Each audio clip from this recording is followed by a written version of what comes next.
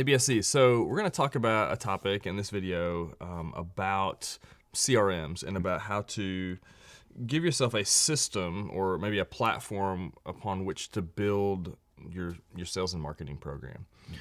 So, I think we've talked about this a lot in videos, and sort of a drum that I've beat over the years, that it's necessary that we have in our industry a growth mindset. And by that, I just mean I see a lot of companies that get stuck in the $500,000 to maybe $1 million, $1.5 million range.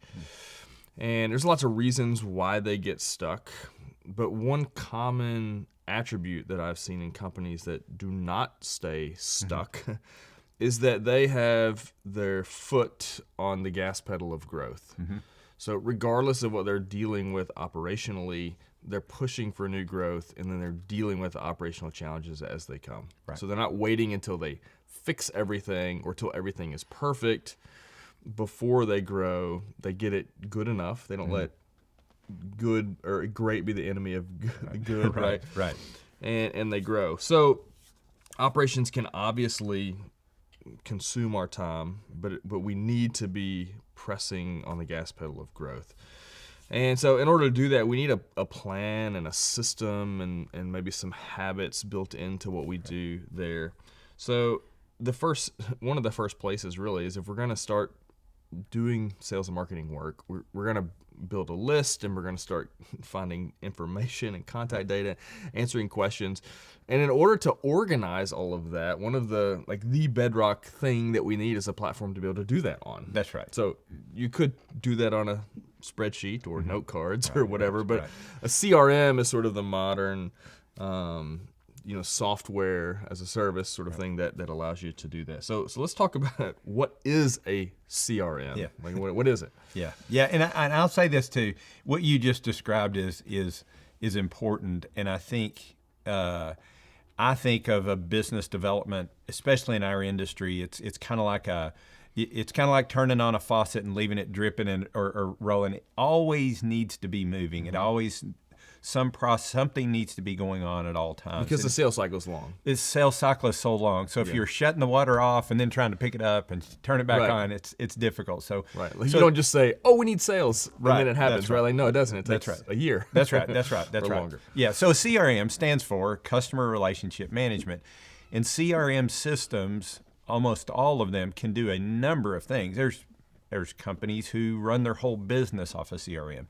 But as it relates to what we're talking about today, is we're just going to talk about what it does in your business development process. And a CRM in a business development process just is a place, a repository, if you will, for all your prospect information, and then a way for you to make your sales or business development process more efficient and effective, just because it's all organized and you can track all the activity that's going on in your sales process. You track activity, know when things are coming up.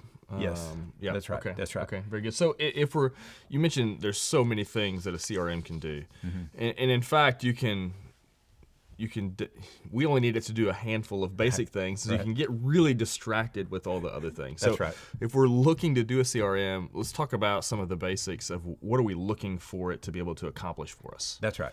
So the first thing I would say is when you are testing out or you're looking at CRM systems, and I would encourage you before you purchase anything, is to do a demo online. And so almost all of these CRM companies are more than happy to do a demo and then follow up with 10,000 emails. But that aside, so the first thing you want to do is find easy to use, and I think it seems logical that would be the place, but there's some systems that are a bit more intuitive. We'll talk about the CRM system we used to use was not that intuitive versus the one that we currently use. And so just look for easy to use. Okay, so the second thing is the ability to add custom fields or custom properties. And so, for example, I'll give you an example. As we're doing our business in this industry, we created a field that has outsourced, yes or no. So when we're contacting someone, we want to find out if they outsource their work. And if when they give us that answer, we want to record that information because that changes the way that we approach them a bit.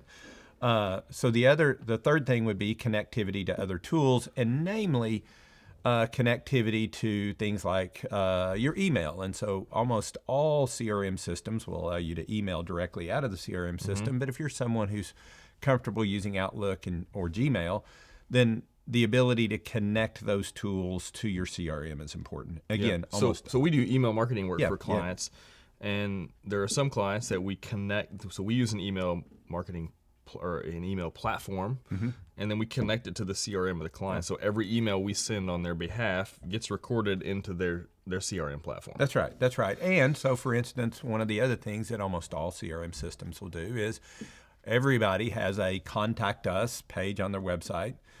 You want, if someone fills that out, for that information to automatically pull over into your CRM system. Again, connectivity, almost all of them have that connectivity. And sometimes and I realize we're maybe getting off in the weeds here. Nope. You can create workflows too that in CRMs where if that happens, then something is generated. Yeah, that's so right. Maybe an introductory email is automatically sent when someone fills out the contact form on your website. That's right. Something of that sort. Yeah, and that's really important, the ability to automate some functions. So some of the things that you just mentioned are really important. We have, as we've talked through our business development process in our workshops, as a customer status changes based on information that you gather, you want, when you update that field, it's nice to have that status change based on a little workflow that you've got there. Yep. Okay. And then lastly, the last thing that you'll want to look at is price.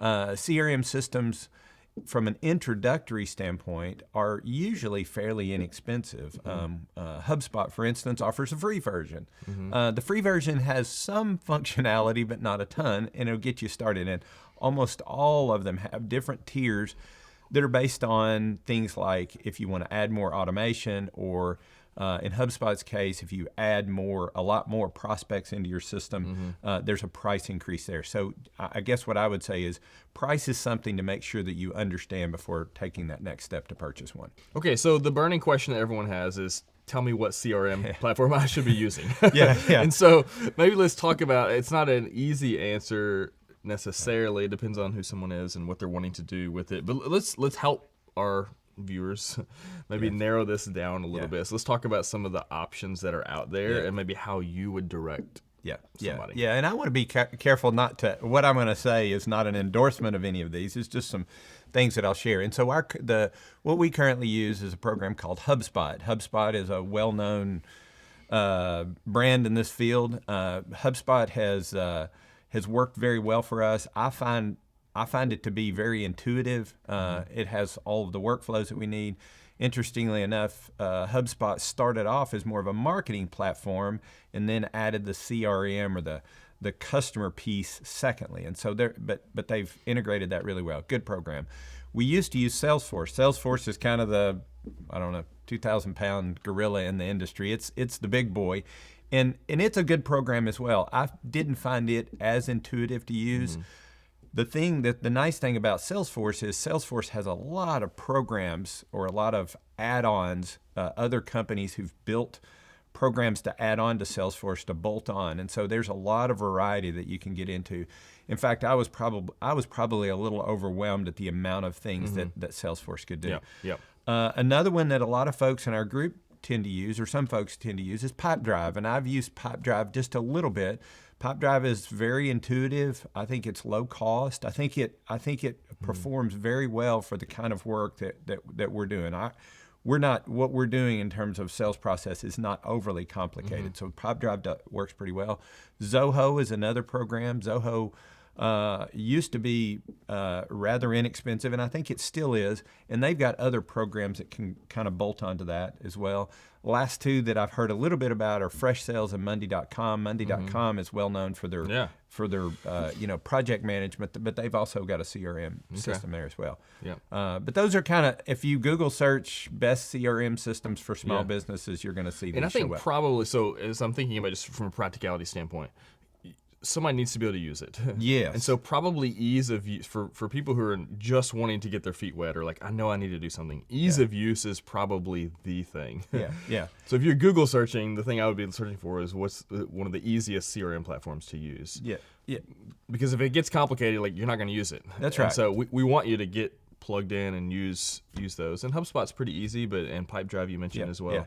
Yeah. And you can be using those two programs for I would say certainly less than $100 a month, and even maybe $50 less than $50 or less a month. So these aren't expensive programs to use. Yep. Very good. Well, hey, listen, I hope this is helpful. I hope you're using a CRM, and if you're not, that you start investigating some of this and get the sales process going. If there's ever anything that we can help you with on that, or maybe getting your CRM set up or helping you make that decision, we're happy to talk. Jeff, I appreciate it, and we'll see you next time.